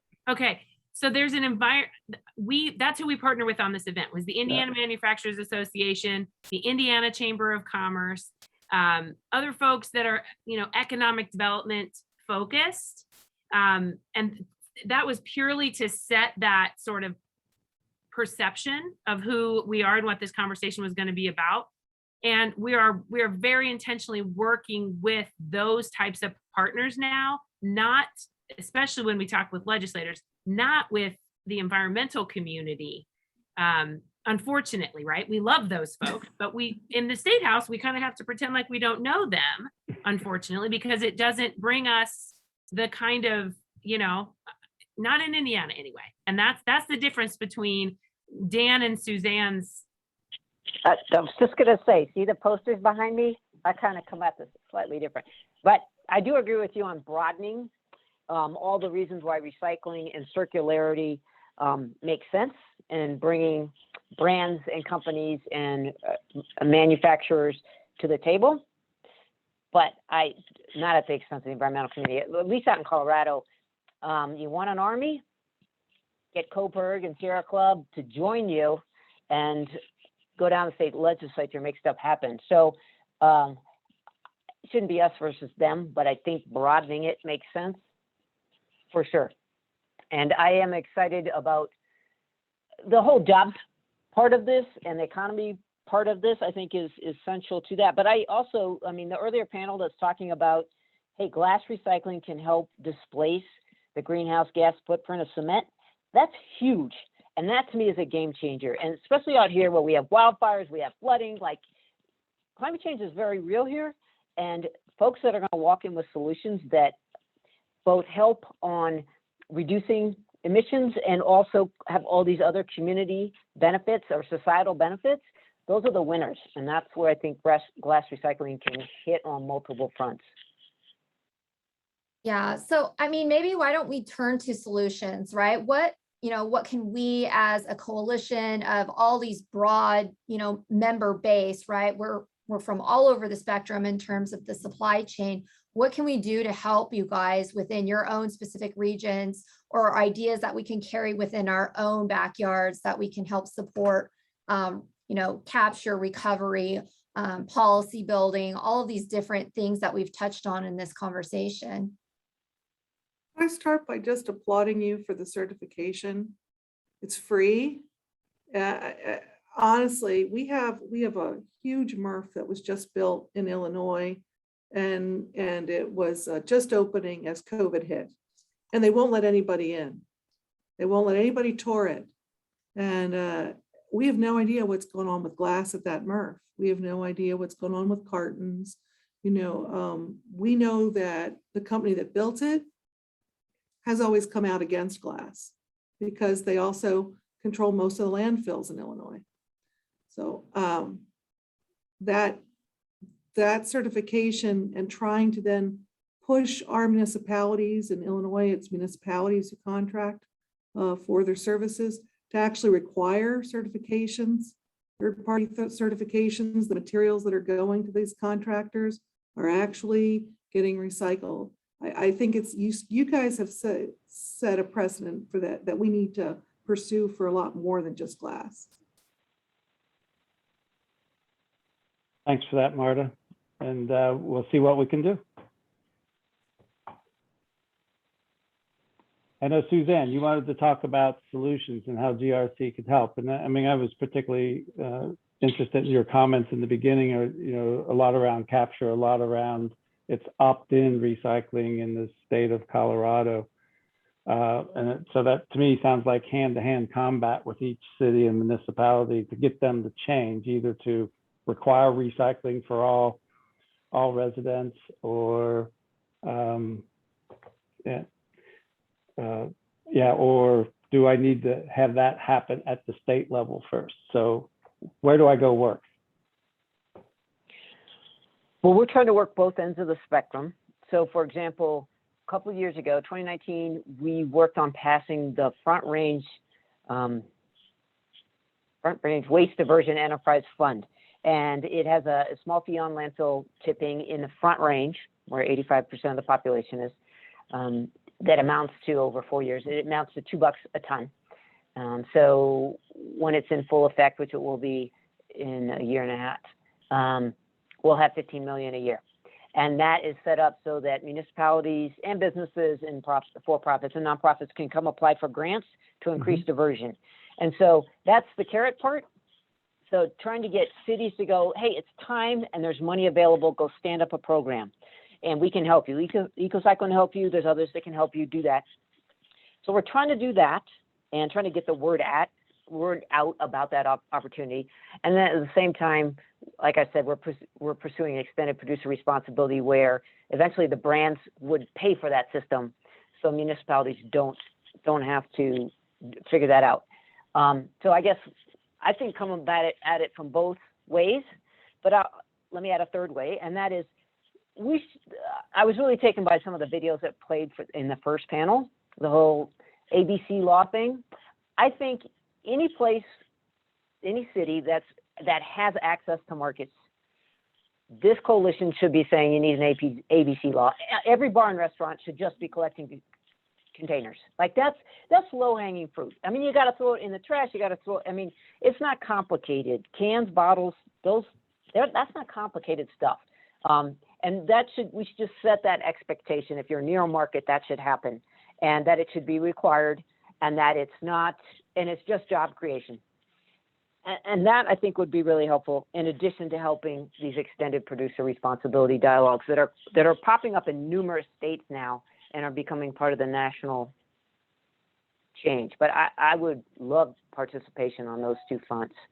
There's no reason. We have Momentum Recycling here, right? Beneficiation plant. Right next to them is Wheat Ridge. They don't have curbside collection. It's like, that's crazy. Or Denver doesn't require all their bars and restaurants to send their glass to Momentum. It's just down the road. So anyhow, we need to make that happen. And having you come talk to our governor, who's all about business, and say this should be the standard, I think that helps reinforce what we're trying to do locally. Okay. Yeah, just to jump in for a second, this is Phil. The bar and restaurant, one of the cautions there is they also break a lot of ceramic dishes and stuff. And what I've seen, when I was experienced bar and restaurant, when I ran a processor in Los Angeles a long time ago, was that the bar and restaurant glass was some of the more heavily contaminated glass with ceramic. So it just needs to be education along with that is trash. It's not glass. And some people think if it breaks, it's glass. Fair enough. Yeah. Any other ways that, we as a coalition can get out there and help support you guys? Dan, you talked about how you guys build recommendations on how to improve glass markets. Is there anything that we can continue to support you with?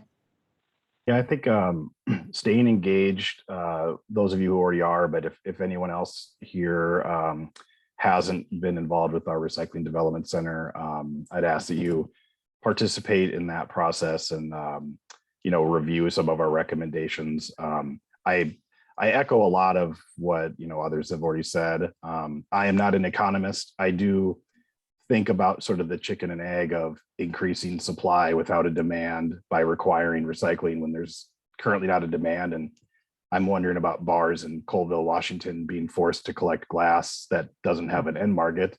So I come back to, we as an agency support EPR. I would like, support from the industry would go a long way. The bill that was introduced last year did include minimum recycled content standards for glass. So I think you've set a standard for the coalition, and why not codify that? I'd say as a regulator, it's probably easy for me to say that, but if you have the standard set for yourself, why not put it into a law? And then once you have that, the demand for the glass, I think the supply would come. So things like that. We, as an environmental agency, Suzanne made the point about greenhouse gas emissions, and it's been hard for us to kind of make a case against ADC or landfilling glass because it's inert and it doesn't really have a big environmental impact at the landfill. But the greenhouse gas argument with production is where we have started to really push. And we're really interested in, the Pozellon technology because of that, because we know that concrete has such a huge greenhouse gas impact that's where we're trying to make, inroads with market development. No better way to reduce greenhouse impacts than reduction, which maybe some of you don't want to hear about reducing glass, but we really like the idea of reuse, especially in Washington, where we have a lot of microbreweries and wineries. And we've seen a couple of those types of programs in Oregon, and we like the idea of bringing, even if it's small scale, bringing some reusable glass markets. I think of like the San Juan Islands. Like, what better place than an island where getting glass on and off the island it's not economical in a lot of ways. And if just having all the breweries that are on the San Juan, like something like that. And we don't have the expertise as a government agency to start a bottle reusing program. And so if anyone, has ideas and thoughts, like that's what we want to hear from people. Yeah, Dan, maybe shameless plug. You could go just south to Portland and talk to the Oregon Beverage Recycling Co-op, who spun up a returnable program for the microbrewers in the greater Portland area, and I think they've extended even into the southwest part of Washington State. So that's our model for sure. Yeah. We're trying to expand that for sure. Dan, this is Phil again. NAMA gets involved and tracks, recycled content legislation and other legislation. And one of the things we've seen is, you said that if you have a minimum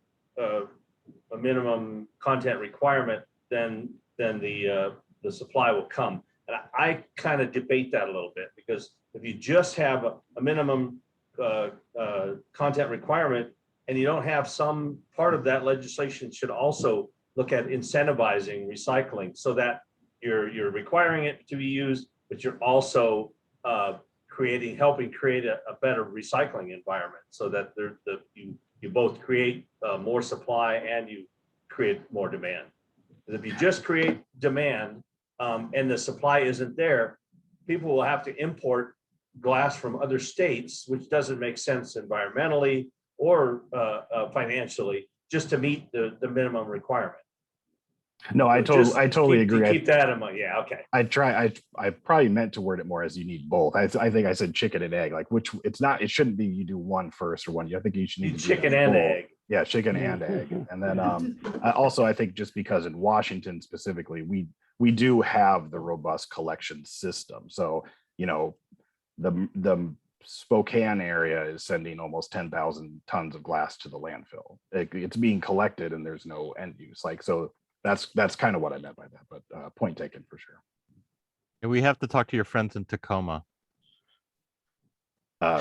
Yes, we do. I was going to share an anecdote about the city of Olympia, but I don't think we have time. Just for something totally different, I wanted to add on education. You know, you have those great videos. It's very inexpensive to advertise on social media. And there has been certainly a campaign for the last number of years in our area, and I imagine elsewhere, to say how glass is not easily recyclable and it's too expensive and all this stuff. And we know that's not really the whole story.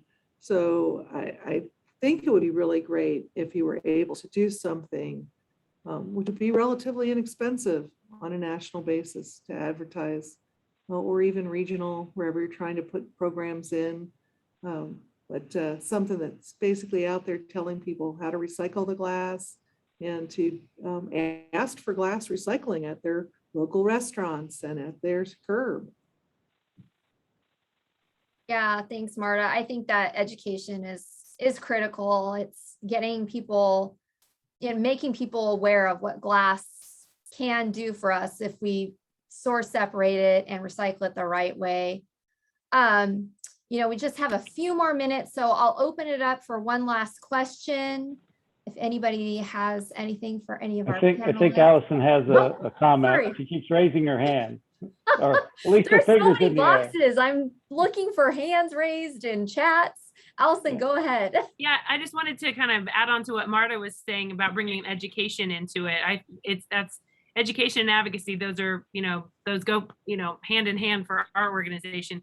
And something we're launching in 2022 is a monthly video on, Saturday morning news that will play multiple times that day with a media partner. And then they'll also boost Facebook posts as well that talks about different aspects of the circular economy, including recycling, reuse, repurposing, redesign, and features a sponsor of the video and their presence in Indiana, the jobs that they create, and connecting it from the act of putting the right thing in the right bin at home, or having to take it somewhere if you're in a rural part of the state, to the manufacturer who in Indiana who receives that and makes something with it and employs people. Maybe your cousin Joey works there, or so, we're trying to really bring it in. So we're exploring new media partnerships that we've never done before, and making that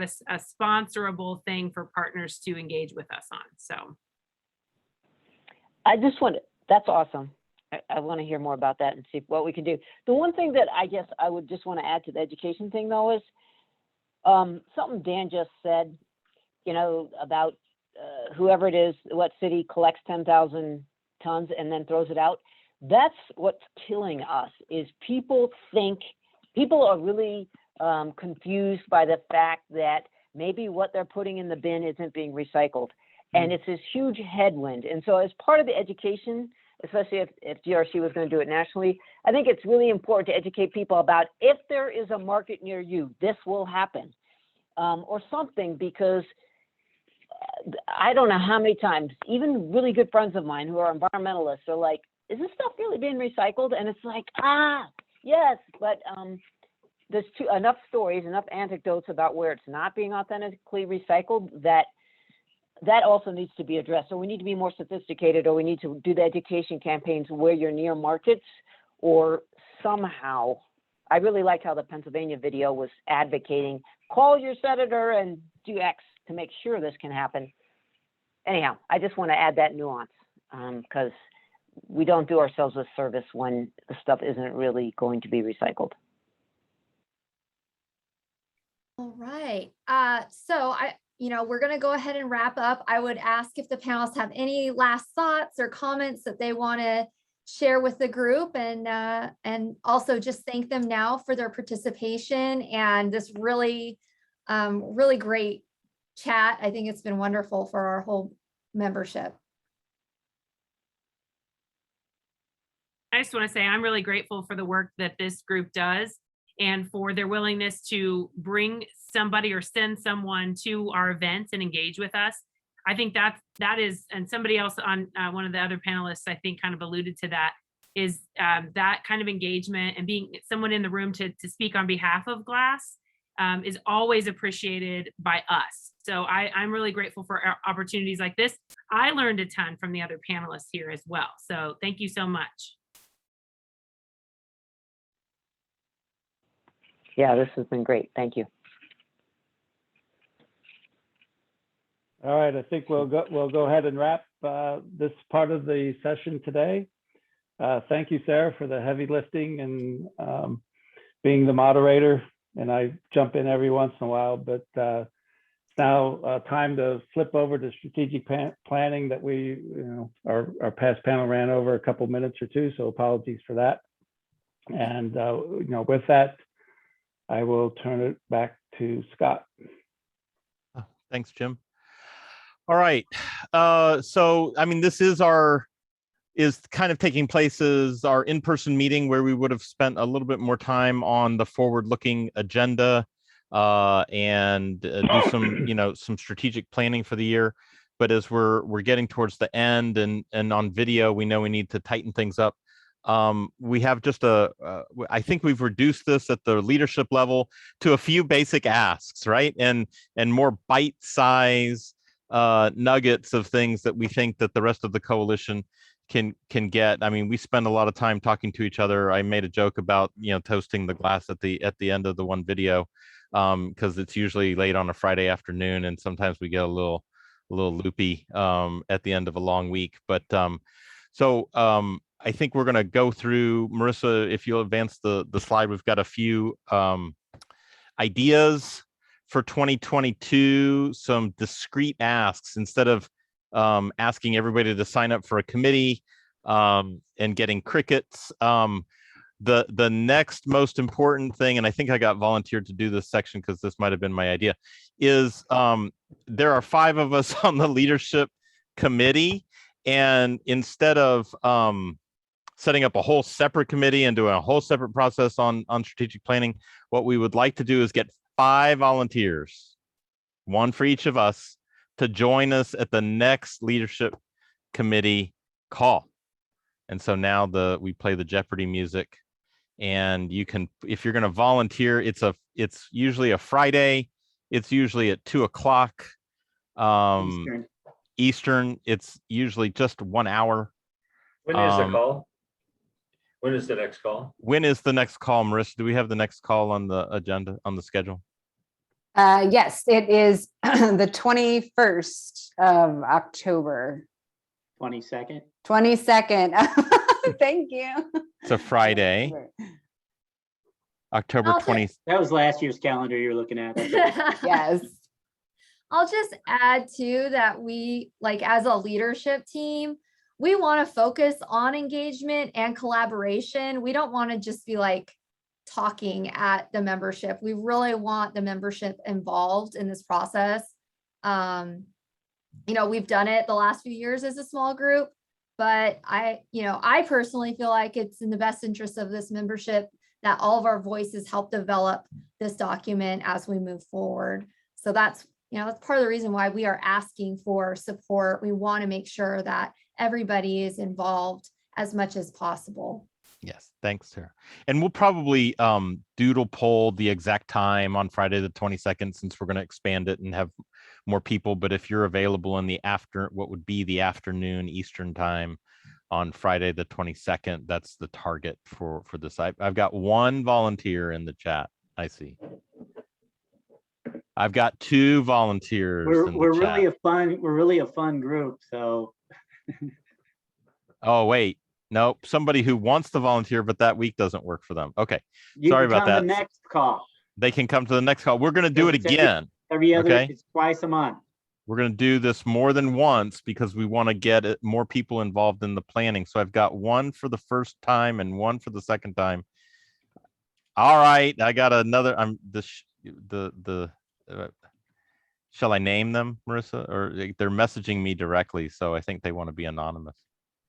yeah, just keep track of their names. And I also Alright. put my email in the chat if you want to be more anonymous, and I can we can do that doodle poll as well. Yeah, Becky. All right, I've got 3 for the 20 for the October, the first one in October.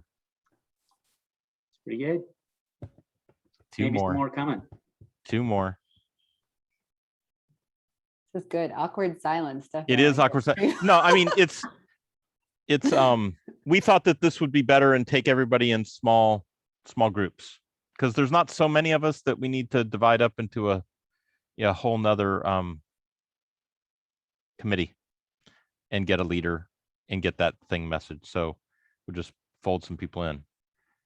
All I think right. that the crux is that this is a membership organization. And so you have the power as a member to help to steer the direction for 2022. And we've been fortunate to have such an active leadership committee and other subcommittees to accomplish things that got a lot of kudos during this call, like the MRF certification committee, like the technical advisory committee, which is based on our members and using their free time to give back to the industry. So. And I've got a question here from Mariah. If they're a super new member, I don't think we have a preference. Doesn't matter. You're a member.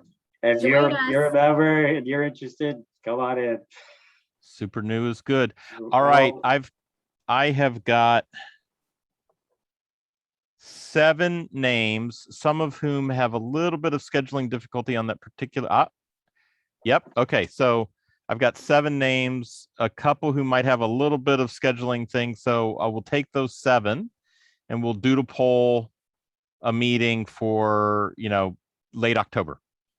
And if we have to move it off of the 21st or 22nd, then we'll do that, but we'll get those 7. So thank you very much.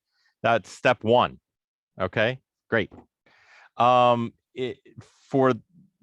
is a committee structure. And so in a couple of the committees do meet regularly, leadership committees meeting, and the technical committee technical review committee is meeting regularly as well, but we could use a little bit more action in the education and outreach committee. I'm going to ask Marissa to probably just send that back around to everybody in the next communication to everyone to see if we can get some more folks on the education and outreach. And that just means maybe taking a turn at representing the GRC as we do the outreach, right?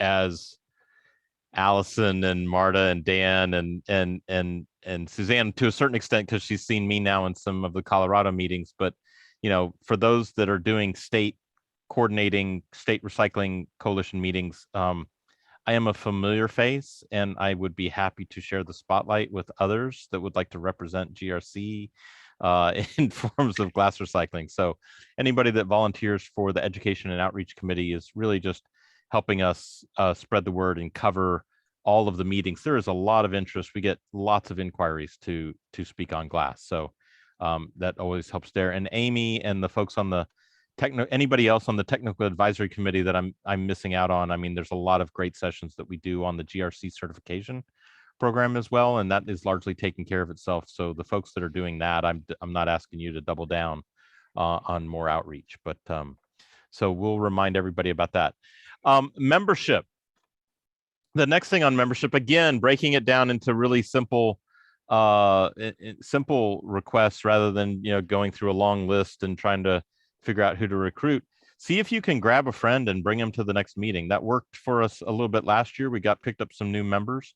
If you can see the kind of dialogue that we're having here and the discussions that we're having, there was great panels today on all the different end markets and what goes into using recycled glass, plus report outs from the state. In the spring, we had the new leadership from US EPA coming to talk about federal and national recycling goals. And so we really are picking up the content here at the GRC. So if you know of somebody who you said, gosh, they should be here too, see if you can get them to come to the next meeting, right? So we're always open to having prospects come to a meeting before they join, right?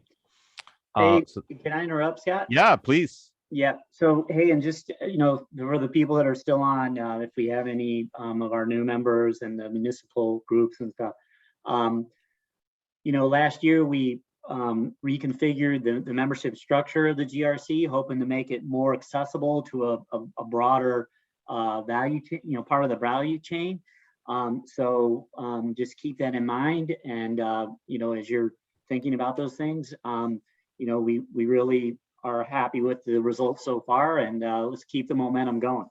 And some of these new members that are among us now, and because of that restructuring, please just keep that in mind. And it'd be great to have, just see the results of that change. Great, thanks, Rich. Yeah. All right, Marissa, I think we can move ahead. Because I've talked about the Speakers Bureau already, which was the last bullet on that page.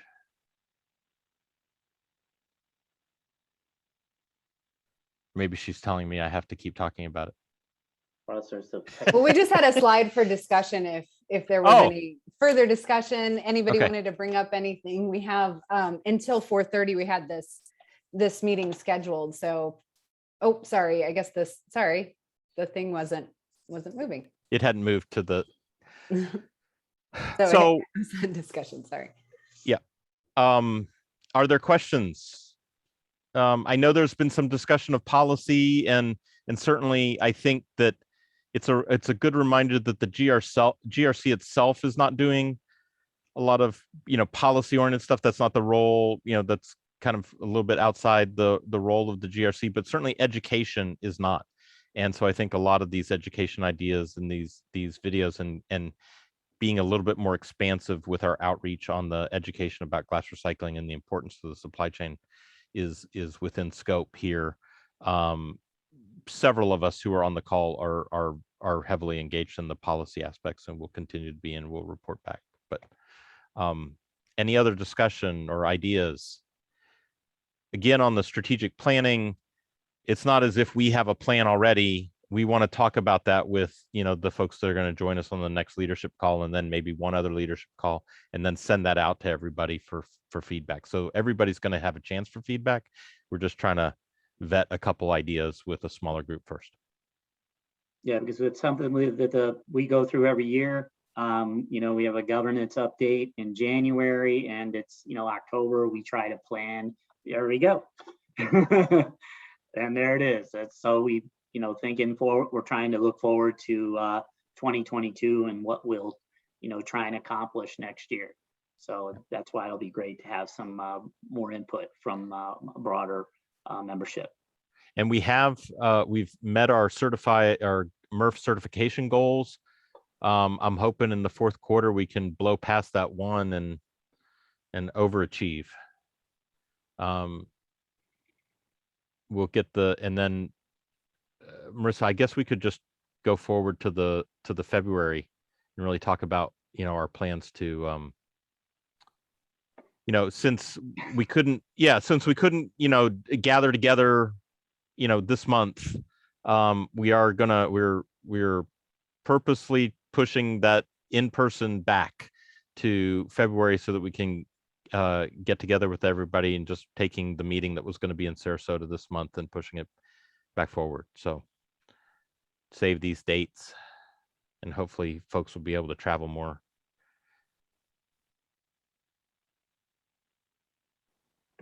Questions, thoughts, comments for the good of the order?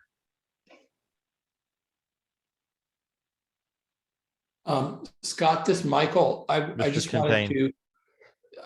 wanted to thank Amy Yong and Will Sager, and especially and all the members of the certification committee. They did a lot of hard work. There's a lot of detail involved, and it was taken very seriously. And I think they deserve applause for making sure that they keep the standards high. It was a pleasure to be a part of that group. They do. Thank you, Michael. That group is doing great work. It helps that I corrected myself on one of those webinars by telling people to send in their material to the technical advisory group. We don't really need actual samples. mailed to us.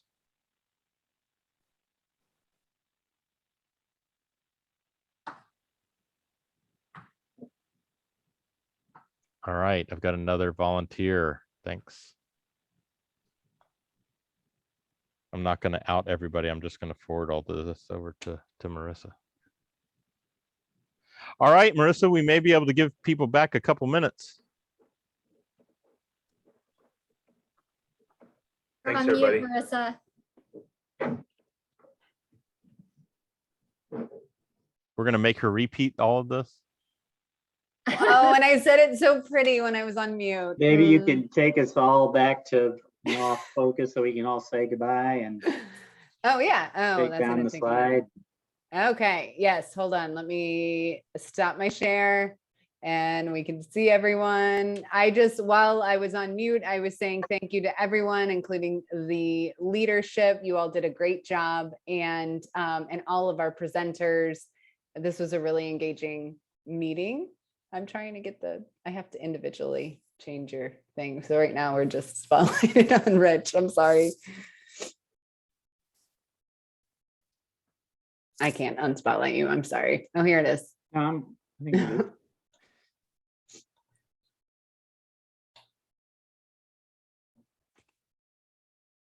Did I just mic drop that? Yep, we're good. No, I think no. we're all here. All right. No, we were waiting for you to say what you had said. when you were Oh, on- so what I was going to say on mute is basically thank you to everyone. Thank you to the leadership for pulling the meeting together. Thank you to our fantastic subject matter expertise panels. And of course, thank you to all of the members for your ongoing membership. Reminder, member-driven group. So your participation is really important, and we look forward to planning for 2022. Thank you, everybody. Thanks, Yeah. Thank you. It's everyone. great seeing everybody. Have a good Thank day. you. Bye-bye. Take care. Have a good one. Bye now.